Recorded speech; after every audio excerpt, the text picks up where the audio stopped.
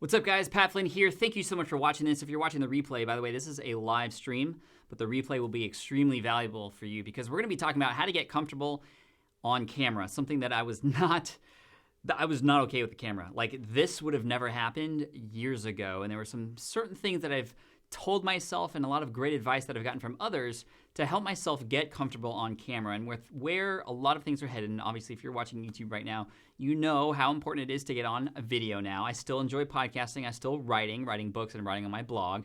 But video, there's a lot of things happening in the video space right now. YouTube and maybe Amazon getting into the video space as well. Live streaming on Facebook, all these things are really important. And if you're not comfortable on camera, it'll definitely show. So make sure you stick around because we're going to talk a lot about those strategies and those mindset things, sometimes the limiting beliefs that you might have that'll stop you from hopefully delivering a lot of value to people and you growing your audience, growing your business, getting customers, and all those kinds of things. What's up, guys? Let's see who's in the room right now. We got CJ, Tim, Razwan, Neptune, Dale. What's up, guys? Good to see you. Team Flynn for the win, guys. And by the way, Team Flynn is kind of a new thing. If you haven't been watching my live streams, and don't worry, there was only one last week, so there's not that many to capture right now, but they will happen more often. And I mentioned in an announcement at the end of last week's live stream that you guys are Team Flynn. Like, Team Flynn used to be known as my team, like Matt and Mindy and Jessica and a number of other people who support me, and they're definitely Team Flynn. They're really important. But similarly, and just as important, are you guys, those of you, the fans of SPI and the fans of Pat Flynn, Team Flynn. And I like that because, and I was actually using this previous week to test and kind of get a feel for what you guys thought of that. A lot of people are using the hashtag Team Flynn just randomly now as a result of being a part of this community. And so if you're not subscribed yet, make sure you hit subscribe.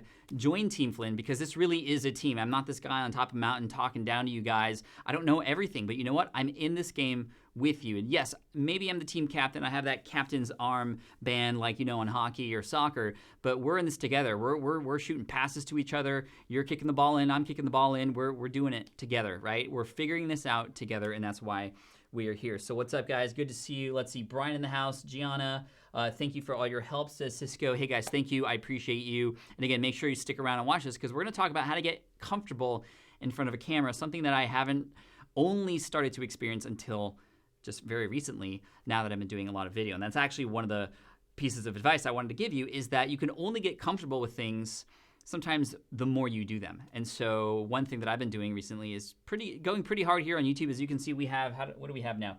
98,914 subscribers. So we are closing in on 6 figures of subscribers, which is insane.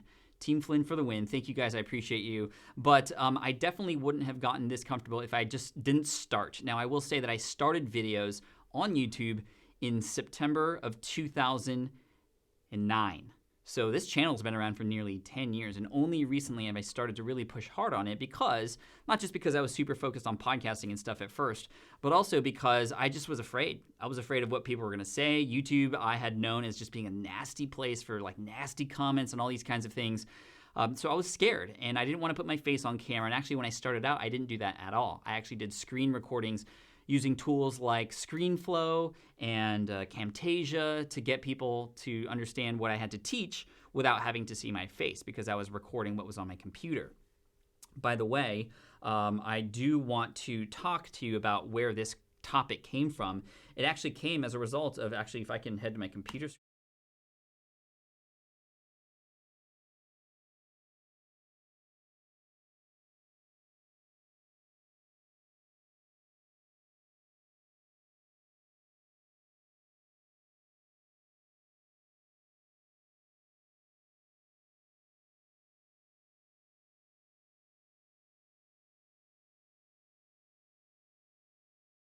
Community and also sharing this. And one of the calls to actions I have for you, sometime in this conversation, let me know what kinds of other videos you want me to create because I'm listening to you guys. I'm creating a lot of my video content as a result of which you guys absolutely need help with. So I'm stoked about that. Let's see. And we're back. Volume out. Oh, we lost the audio when I did that? That wasn't good. Okay, so anyway, did you see the screen though? Did you see the screen where I showed the image of the question that came in? I just want to make sure. And you can let me know as I continue here. Thanks for letting me know. Okay, you saw the image, which is great. You probably assumed that I might have said, hey, thanks for the question. This was a question actually coming from the community. And also make sure that you continue to ask questions and tell me which videos I need to create for you, because that's why I'm here as your team captain. So we're going to talk about being comfortable on camera, which we'll bring that up right now. So one of the things that I want to mention is that not only just going live and doing more YouTube videos has gotten me comfortable, but there was a lot of mindset issues that I was having related to what I thought other people would say to me. And as I was saying earlier, YouTube was this nasty place in my head where I felt like, I was just only opening up myself for comments like that. And I have gotten comments like that. And you know what? Those aren't the people that I want to serve or hang out with anyways. So I had to grow a little bit of a thick skin in order to understand that, there are people out there who really do need my help. And in order for me to reach them, I kind of have to get through a lot of that nasty stuff that might be out there. This is actually something that I'm teaching my kids now. My son has a YouTube channel, and he's hasn't had any haters yet, but I'm getting him ready and prepared for that. Which is, there's a lot of debate between, is a person too young to start on YouTube? And I definitely think there's a line. A person has to be ready for YouTube. But I think there's a lot of great things that can happen having a young person on YouTube. Not just the, work ethic of getting videos up and learning how to edit videos and being a creator and being comfortable with putting yourself out there, shipping something that's not necessarily perfect. Those are all really important lessons that YouTubers and anybody creating anything really is learning, but also the interaction that you have with your community, not just the good parts of it, but also the bad parts of it too. I remember when I started my business back in 2008, I had a hater do some really nasty things, actually, just to make a long story short. This person posted a really hateful comment about me on one of my blog posts. It was 2,000 words long, just all this nasty stuff. And I, of course, deleted it because that was my home. My website's my home. I can remove that. But then I got all my friends, wherever I was mentioned on another website, wherever I was featured in a podcast episode on another person's website, that same comment was copied and pasted in each of those different places. So I got 50 emails from all my friends within a 10-minute time period saying, who's this guy? What happened here? Why is this happening?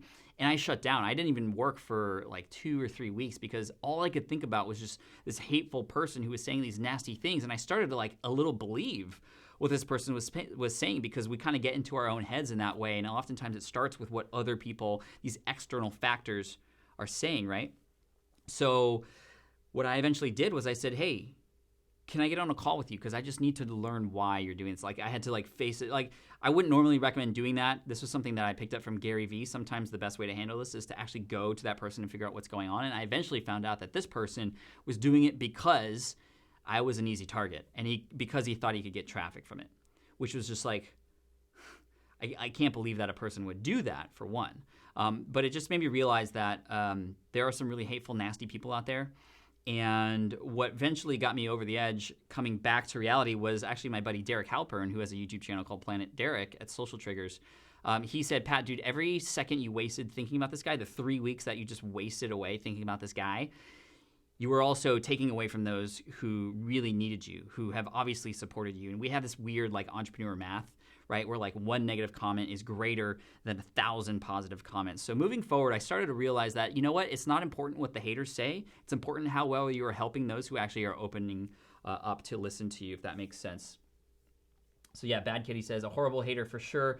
What's his channel name? Aren't you supposed to be 18 years and above to start a channel? You are to start a channel. So with parental consent, you can have kids kind of be the character in that channel that is the main person, and that's what my son's is. So I'm not here to grow his channel, but I'm just here to talk about it. But anyway, that was one thing that got me over the edge of being uncomfortable, was just knowing that yes, I'm gonna set those expectations. There will be haters, there will be trolls, and that's okay. There are people out there who do need you, who do understand that you are there to help, and who want and are open for that help too. So that's one thing. Another thing that I learned recently, and you may have seen a video of me walking around Disney World. I was holding a gimbal. It was actually the DJI gimbal Osmo, which is really cool because it allows you to film on the go, but in a very, very cool, floaty, kind of Steadicam kind of way. And I got a lot of comments from people saying, how are you able to do that? There's people looking at me, and there's people in the background saying hello and stuff. And for many people, that's very distracting. I wouldn't have ever done that before because I was always too embarrassed about what other people were thinking of me while filming and essentially talking to myself. And yes, I was talking to you, those of you who are watching me on YouTube, but obviously, that wasn't even live. That was recorded video, recorded in Main Street in Disneyland or Disney World in Florida. But you know what? I eventually learned, and actually I learned this from Sean Cannell, who was recently featured in a YouTube video on my channel where we took a drive in a Tesla, and I got to understand his origin story. You might know him from Video Influencers and Think Media. Actually, there's a card up there that you can actually click on right now that'll take you to the video later on. I recommend going there after this so you can see my Tesla YouTube studio. So we set up GoPros and everything, and we interviewed Sean. And what's really interesting about that video, just metrics-wise, I know a lot of you are interested in this stuff. That video is like 30 minutes long, which is quite long for YouTube. And I've had a lot of comments from people saying, Pat, I didn't think I'd watch the whole thing, but I did. And the watch time for that video is like 10 to 12 minutes average, which is very, very long here on YouTube. On average, most people I hear are getting between 3 and 5 minutes. I mean, that's more than twice that. So thank you to those of you who watched that video. Another one is coming out on Monday with a different influencer, actually Amy Landino, aka or formerly known as Amy Schmittauer, is going to be coming on YouTube studio in the Tesla. We drive around San Diego. We talk about her origin story and her tips for building a personal brand and doing that through video. So that's going to be a lot of fun. Jimmy Lee says, that was an awesome video. Saved me some Top Gear vibes, except you were talking about YouTube instead of cars. Yes. Robert, I would love to talk with you, says Sean. I guess there's some conversation going on, which is great. Amen. I so relate to that. Hello from South Korea, says Luke. Awesome. I love that Pat is letting his own son do that. Awesome. Great. Thanks, guys. Teleprompters. So we'll get to Q&A afterwards, but I'll try to remember that teleprompter question for you at the end because that is something that a lot of people wonder about. How do I even know what to say? Guys, this isn't teleprompted, obviously, but it's a little bit more of a conversation that we're having together. It's a topic that I'm very involved in right now, being comfortable on camera. And also, we're doing Q&A. You don't need a teleprompter for Q&A. But we'll get to that question later because I have used a teleprompter, and it's quite difficult.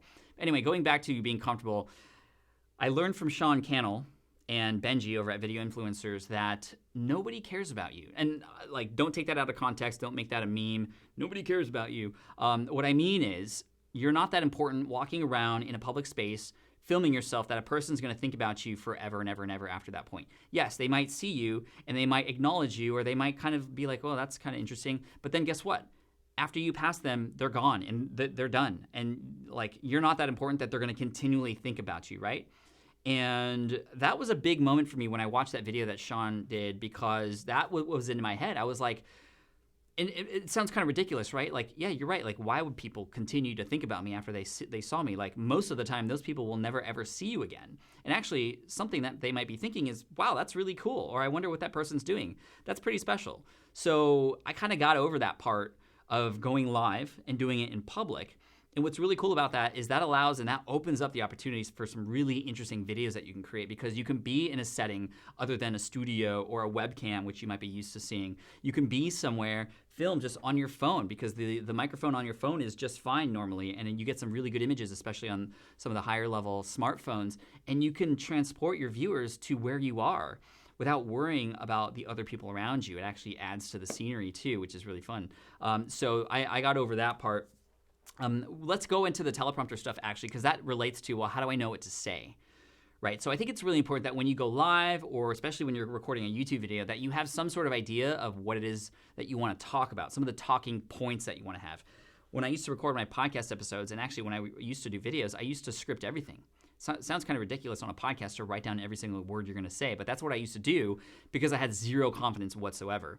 And when it came to video, I was like, okay, well, people do this because of teleprompters, like they script it, and that's okay. So it was essentially giving myself an excuse to not trust myself to say the right things, but to write everything down, which A, took a lot of time, but B, when I read it off in video, it was very much like there's a skill involved with reading off a teleprompter. For one, I started to notice that my eyes were moving back and forth, and it was just maybe only I would have noticed because I was the one reading it off, but I noticed that my eyes were moving back and forth because apparently you're supposed to look kind of almost in the center of the teleprompter and just kind of use peripheral vision nearby to read off so it doesn't look like you're going like this when you're reading off the teleprompter.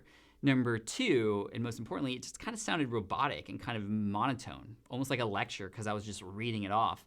And I have done videos in the past for courses and things like that where I do want to make sure I cover everything. But even still, like I love to now just realize, okay, I'm an expert on this topic or I have experience with it, so therefore I can talk about it. And if I were to sit down in a cafe with somebody and they were to ask me a question about for example, how to be comfortable on camera, I wouldn't script out my answers and then let them know. I would just have a real conversation, just like how you and I are having a conversation right now, and just trust myself to talk about it. Now, if you're recording videos, you have a little bit of extra wiggle room because you're able to edit, right? So the way that I edit videos now, actually, let's go from start to finish really quick. I pick a topic. Sometimes it's driven through keyword research. Other times it's driven through questions, just like in this video. And then I work backwards and I think about, okay, what are the points I need to make? What are the stories I need to tell? What are the quotes that I need to share that support that transformation to go from where they're at now when they start watching this video to where they're going to be or where I want them to be after they watch that video? So essentially I'm reverse engineering exactly what the content's going to be. And a lot of times I use Post-it notes because I love to move things around and reorder things. But that helps a lot. And then I just take one of those Post-it notes and I go, okay, this is the topic I'm talking about right now, which will be part 1 of this video. And then after I'm done with that, throw that on the floor here, part 2, and I'm just mind focused on that part, and I just trust myself to go because I already know that story, because I already understood that case study and I can talk about it, just like I'm talking about right now. I knew that I wanted to tell that story about that hater. I didn't know how I was going to tell it. I was just going to tell it like I would tell a friend because you guys are my friends. So hopefully that gives you a little bit of wiggle room in terms of how you might approach content in a way that's still helpful, that's still valuable, but not word for word pre-written, which will sometimes, in addition to sounding monotone, it might remove the possibility of having some cool moments happen. I actually took some coaching. I got some coaching for speaking, and I used to write down what I was going to say when I was on stage too, word for word. And my coach was like, "You're crazy." And he said that you're crazy not just because you might sound robotic, you maybe can read it off and sound natural, maybe, but more importantly, you're not allowing for just random creativity. And by random creativity, I mean, sometimes you just go off on a place that makes sense to go off at that moment because that's just where your brain goes and where your energy is. And so a lot of times I do that. You'll see me in my YouTube videos you won't know because the YouTube videos are the way that you see them, but the way that I plan them and the way they come out are often sometimes very different. For some of the stories that I tell, sometimes a story pops into my head that wasn't going to be there, but then I end up kind of doing an audible while I'm recording. I just go, okay, you know what? I'm gonna put that part in instead. So allowing myself to trust myself, more importantly, is the thing. And it takes practice. It takes time. And then the last thing I want to mention before we finish up here is, and again, make sure you stick around. I have some goodies to give away. And then I'm going to do Q&A here in a moment. The last thing is you just got to ship, right? That's the other important aspect of having my son start to do some YouTube videos is that they're not perfect, not even close, but he's still putting them out there. He's still seeing that people are commenting on them, that they're getting views. A lot of his friends from school are commenting and viewing his stuff. He does gaming and also Nerf gun type stuff. He's kind of all over the place right now. It's another thing I'm trying to teach him is how to niche down and really focus. But anyway, that's another topic. But what I love about what I'm teaching him is the fact that he is publishing and it's not perfect, but it still works. Right? You don't have to be perfect in order to help, in order to create something fun, in order to create something useful, right? And that's something I had to learn when building online courses or building my business. I grew up in this is a story that I didn't know I was going to tell, but I'm telling it because I'm just having a conversation here, right? So I used to come home from school with a 96% on my math test, and which is really good. And then I'd work the next 2.5 hours with my dad on the problems that I got wrong. And it would drain me, I would cry, and it would make me feel like I was not doing as well as I should. Even though I did 96% perfect and 4% wrong, we worked on the 4% that was wrong, I was never really acknowledged for the 96% that I got right. And that's not okay, right? So I'm trying to teach my kids, I love my parents, my dad, my mom are awesome. They taught me a lot of the values that I have today. I wish that they just made me feel a little bit more proud of the 96%, right? You know what I mean? So if you're having kids, making them feel great about the things that they are accomplishing is just as important as helping them with the things that they aren't doing well, that they can improve on. It's very similar to, do you know Neil deGrasse Tyson, the people's astronomer, right? I saw him speak on stage once, just on a YouTube video actually, and he was telling this story about a spelling bee, right? So a person comes up and... So there's 3 contestants, and the word they need to spell is cat. So the first contestant goes up to the spelling bee, and they go, okay, cat, C-A-T, cat. All right, she moves on to the next round. Contestant number 2 comes up and they go, okay, cat. K-A-T. Cat. You got it wrong. Sorry, you fail. You go home. Like you're out of the competition. Contestant number 3 comes up. Cat. Q-V-H. Cat. Sorry, you failed. You go home. So the person who spelled cat with a K is treated similarly and exactly the same as the person who spelled it with a Q. Q whatever H-V or whatever. And the fact that those 2 wrong things, although one is very, very close, but still perceived as wrong because of the way that thing was structured, that's not okay. So he was talking about the fact that, sometimes we don't get everything right, but we are very close, and that's still useful and much better than those who aren't even on that planet, if you will. So, all right, great content, great point, Pat. Doesn't have to be 100% perfect or the best gear. Just do it and get it out there. Thank you. Chris says he's getting some great experience early, having fun while working and learning discipline through those imperfect posts. Yes, exactly. And we should all be doing that, right? I'm doing that right now. And a lot of the YouTube videos that I've come out with aren't great. I mean, they're doing well, and we're getting some good velocity. Let's see how we're doing on subscriptions right now. We're doing good on velocity, and we're coming out 5 days a week, which is great. But there's still a lot of room for improvement, and that's why I'm connecting with people like Sean Cannell and Amy Landino. We got Roberto Blake, who just went live, by the way, or maybe even is still live. Sorry, Roberto, I didn't know you were going live, so hopefully I didn't steal some people away. But he's coming on inside the Tesla in a couple weeks. You'll see him on my channel as well. And I just was like, hey, how can I do better on YouTube? I still got a lot to learn, guys. Nice. Okay. So guys, let's finish up with maybe 5 minutes of Q&A here. I want to provide as much value as I can for you, and then I'm going to do a couple giveaways. I'm going to ask you guys a question after you ask me some questions, and I'm just going to randomly pick 2 people, and I'm just going to randomly pick 2 people who answer that question. I'm going to give away an Ask Pat shirt. So I don't have the Ask Pat shirt on me right now, but it kind of looks like the Ask Pat logo that you see right down. Kind of looks like the Ask Pat logo that you see right down here. So I just want to send you guys some love and some thank yous. And also, if you go back to my previous live stream video, actually, you can even do it here if you want. No, actually, I want it all on the previous one. That way I can just do it in one spot. But if you guess when I hit 100,000 subscribers, doesn't matter if you get it right or wrong, that qualifies you to get one feature in an upcoming YouTube video with me on my channel and 1 hour conversation with me. So if you go to my 100,000 subscriber guess live stream, which I should have probably linked to in a card. But anyway, you can guess when, and that'll qualify you to be put into that random drawing. So anyway, guys, I'm here to answer your questions. Let's go. Thought that counter was digital.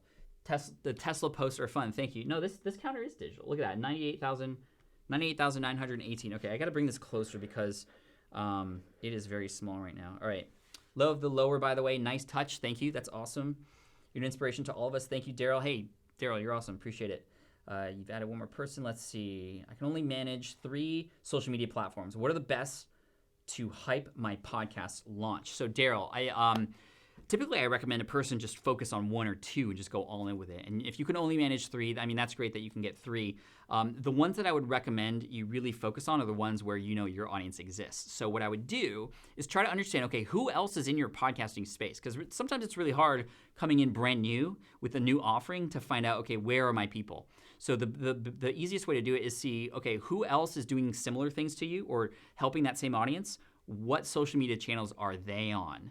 And it might take some time to do that research, but actually through that research, you can also find who are the top players to potentially build a relationship with those people too, because that's what social media is about, right? Building relationships. First, it's the social part, then it's the media part, and then it's the marketing part. I got that from Leslie Samuel from becomeablogger.com. I really love that. That's the order of operations in social media.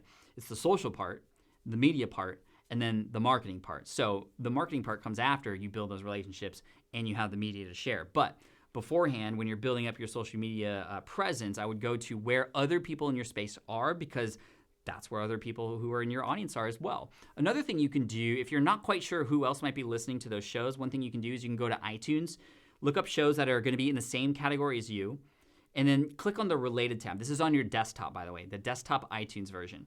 Look up the related tab, and that shows you people who also listen to this podcast, or these podcasts. And that'll give you some idea of who the other influencers are in the space that you are about to enter and where they might be. So you might actually go and listen to some of those episodes, see what their call to actions might be in terms of which social media platforms they seem to be most engaged on or where their audience seems to be most engaged on. It's going to take some work because not every audience or niche is cut the same. So that's what I would recommend.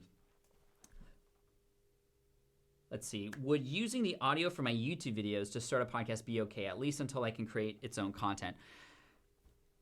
So taking YouTube videos and turning those into podcasts, it's a very, very difficult thing to do in a good way because YouTube is a completely different platform than podcasting. So YouTube is very visual. If your content is very visual, which it should be, right? There should be some stuff that engages people visually here on video.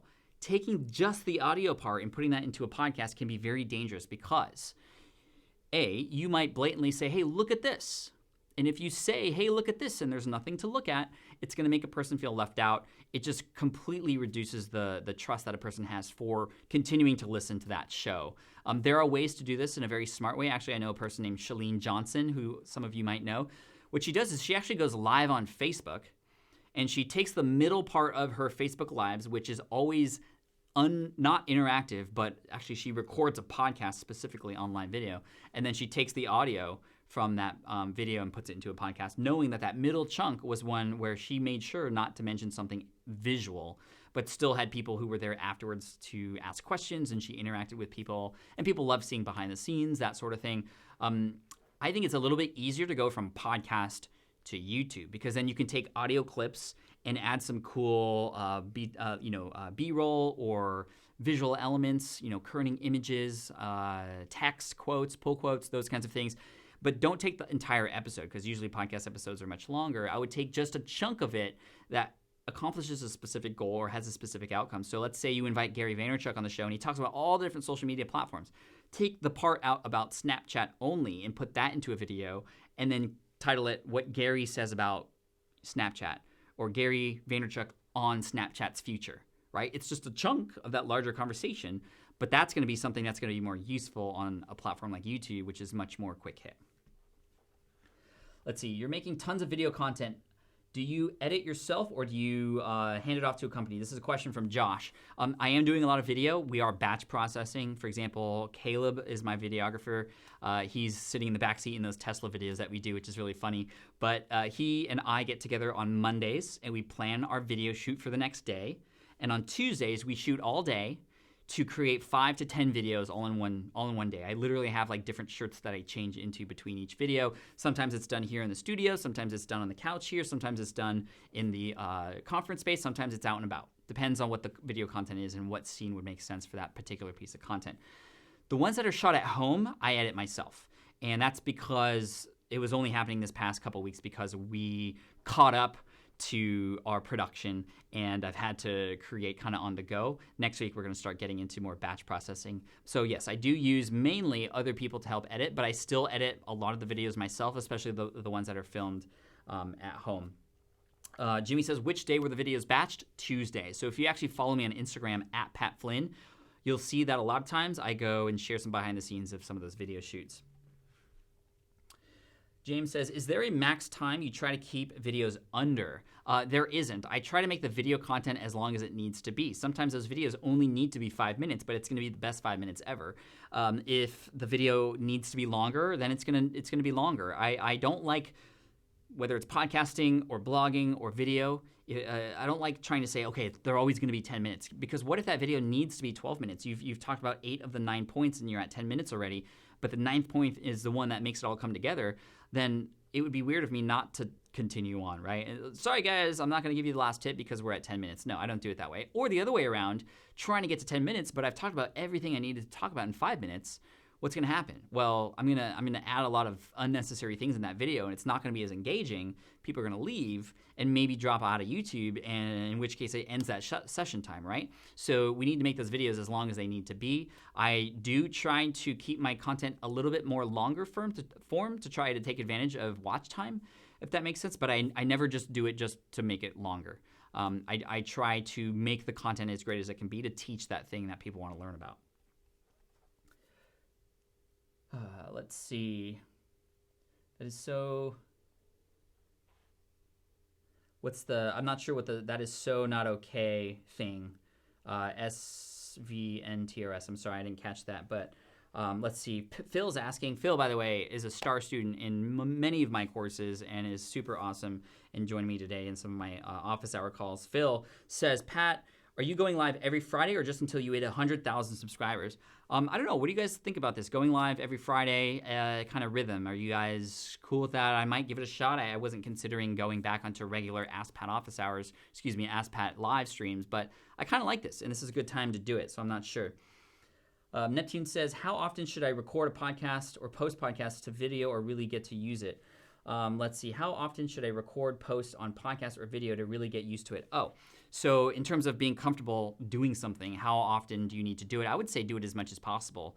Whatever is comfortable for you. You don't want to get to the point where it's just a drag anymore, though. You still want to have fun with it, and that's another important aspect of just being comfortable with it. As long as there's some aspect of fun in it, whether it's the editing of that video afterwards, like that's the fun part. Like make sure to look forward to that as you are kind of struggling with maybe getting the balls to come up and shoot video in public, right? Or whatever it is, have some sort of fun in what it is that you do. I think that's really, really important, and that gives you the courage to do those things because you know there's always some fun piece of it, even though a lot of it is kind of a drag for a lot of people. I'm loving this live. This is an awesome video. Cool. Thank you guys so much. Every Friday would be cool. Team Flynn, you guys are amazing.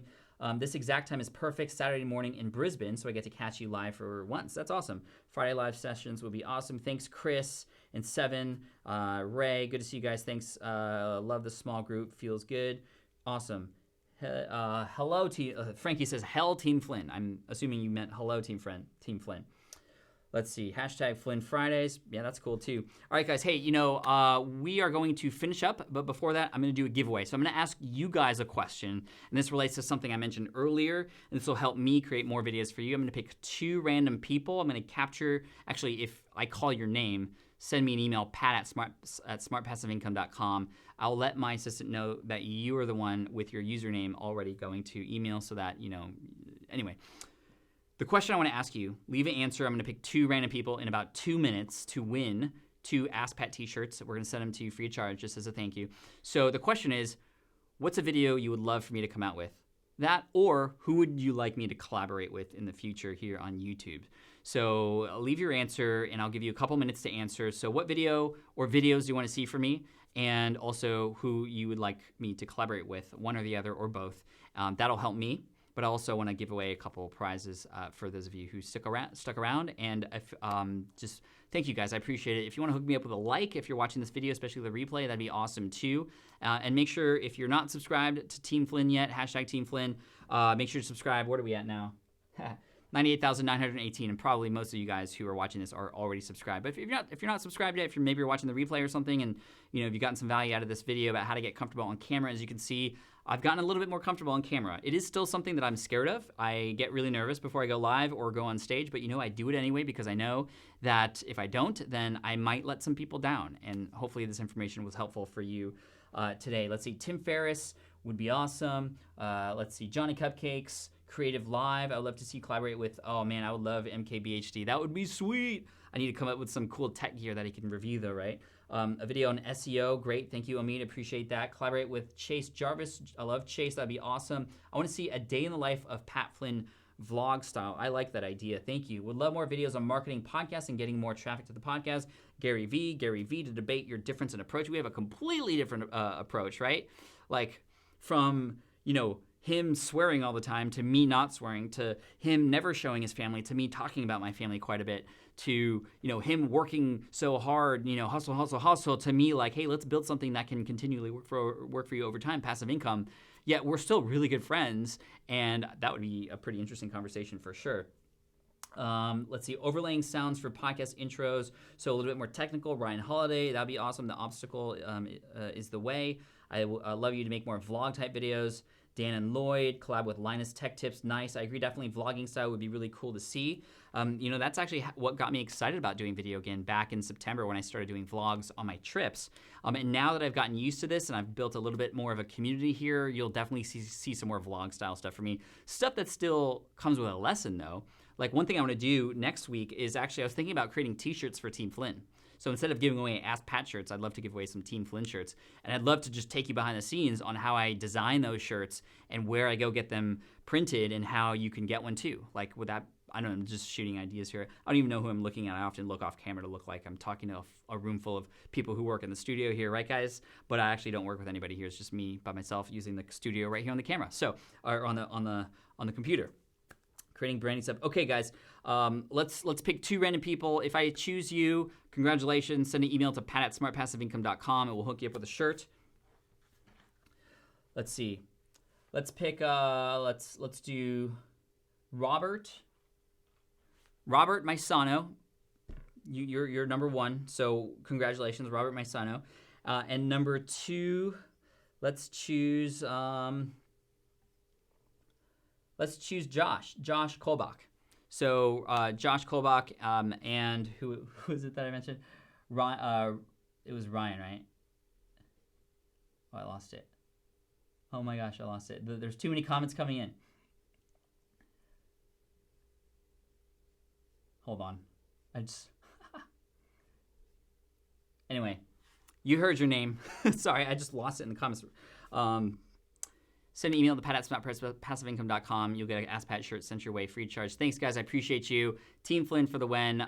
If you comment on a future YouTube video, make sure you just hook me up with a hashtag Team Flynn to know you're part of the community. And also make sure you hit that bell notification icon under the subscription box so you can get notified when new videos come in, because we're still giving away also a pin for every, you get eligible for a pin if you comment within an hour after new videos go live. So we got another collab. The next video coming out is a collab with Amy Landino in the Tesla again, and we're gonna talk YouTube and video and business and branding, personal branding, etc. So make sure you subscribe to get that. Comment within an hour. And guys, thank you so much. Appreciate you. Have a great weekend and keep crushing it. Thanks for all the support, guys. Really, really, really appreciate it.